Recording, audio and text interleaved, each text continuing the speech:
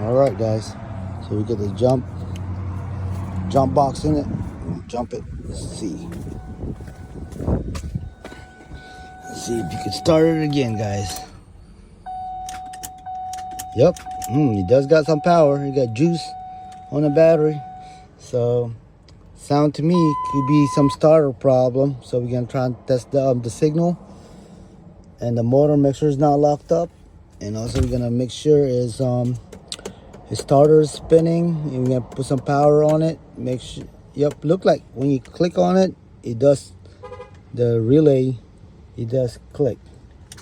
See that? That's a relay right there. So it's mean the relay is good, and the starter wanted to crank, but it looked like the engine don't want to rotate. So we're gonna go further more. Let's check it out.